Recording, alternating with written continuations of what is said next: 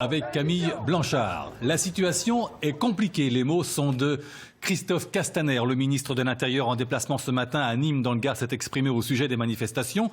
Les Gilets jaunes doivent se rassembler à nouveau demain. Des manifestations pour la plupart non déclarées. Un manquement à la sécurité des manifestants selon le ministre de l'Intérieur. On l'écoute. Samedi dernier, seuls 10% des manifestations avaient été déclarées. 90% ne l'étaient pas. Et depuis, la quasi-totalité des manifestations ne sont pas déclarées. Demander de déclarer une manifestation, ce n'est pas pour l'interdire. Aucune n'a été interdite. J'ai demandé dès samedi que beaucoup de moyens soient déployés pour protéger les manifestants. Pour Paris, deux groupes, des petits groupes, ont demandé une autorisation pour le Champ de Mars. Elle a été accordée. Nous allons déployer des moyens pour que la sécurité du site soit garantie pour chacun, qu'il n'y ait pas de vandalisme. Nous savons aussi que les réseaux violents d'ultra-droite et d'ultra-gauche entendent se mobiliser. Ça implique aussi que nous adaptions nos forces de sécurité pour cela. Et pour en parler avec nous, Denis Jacob, bonjour. Vous êtes secrétaire général du syndicat Alternative Police. Le ministre nous dit que la situation s'annonce compliquée. Comment envisagez-vous cette nouvelle mobilisation demain ? Alors oui, effectivement, ça s'annonce compliqué pour nous, policiers de terrain. Il ne m'appartient pas de commenter les avis politiques des uns et des autres. Pour nous, concrètement, c'est compliqué dès lors qu'une manifestation n'est pas officiellement déclarée, dès lors qu'un lieu n'est pas très précisément établi.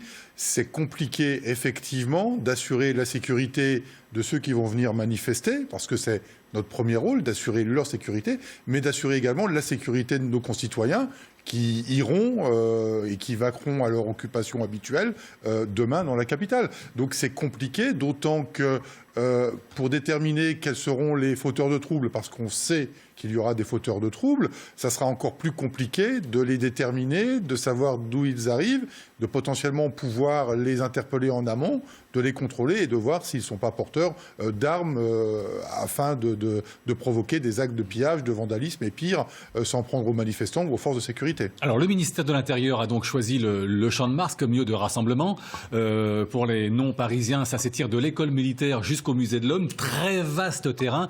Pourquoi cet emplacement parisien serait-il plus adapté à la sécurité ? Alors en termes de maintien de l'ordre, c'est un terrain qui est dégagé.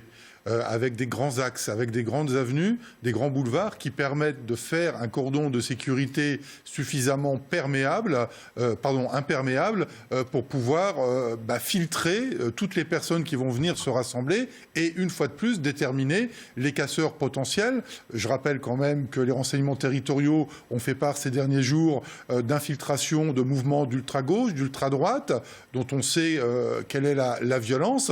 Et donc notre objectif, c'est de faire en sorte que, les manifestants puissent exercer le droit à exprimer leurs revendications et à venir sur Paris, et deux, d'éviter tout débordement en interpellant en amont ces fauteurs de troubles. La semaine dernière, on l'a vu, le mouvement était assez désorganisé, donc nébuleux. Est-ce qu'on peut mieux le préparer aujourd'hui ? Avez-vous reçu des indications particulières de la part de votre hiérarchie ? Alors, il faut déjà dire que effectivement, les autorités ont pris toutes dispositions. Notamment, il va y avoir... Enfin, c'est déjà en cours, un plan de rappel des policiers d'Île-de-France. Sur leur repos, ils vont venir travailler. Il va y avoir des dispositifs juridiques qui vont être pris pour faciliter le travail des policiers en matière d'interpellation sur des secteurs bien déterminés, aux alentours de l'Élysée, de l'Assemblée nationale. Il ne faut pas oublier également qu'à proximité, il y a aussi des ambassades qui nécessitent une sécurité accrue. Je pense notamment à l'ambassade des États-Unis. Pour autant, les policiers donc, sont sur le pont en masse. J'en profite également pour vous dire qu'ils sont aussi fatigués parce qu'ils sont mobilisés depuis une semaine.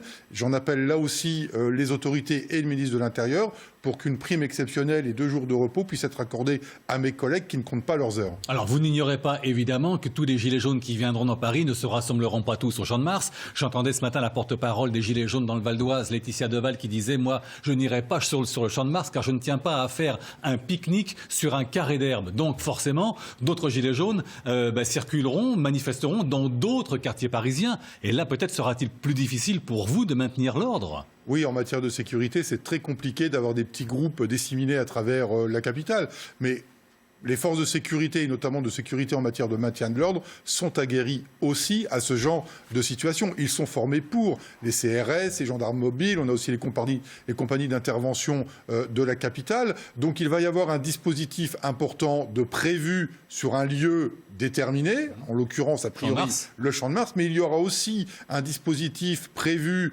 pour ce qui est beaucoup plus mobile. Je rappelle aussi que demain, il y a différents événements prévus sur la capitale. On a le Stade de France, on a le Parc des Princes, on a la manifestation contre les violences sexuelles et on a aussi, je me permets de le dire sur ce plateau parce que c'est important pour nous, policiers aussi, mais la marche blanche pour notre collègue Maggie Bipupski, qui était la présidente du mouvement des policiers en colère et qui malheureusement s'est suicidée il y a quelques jours.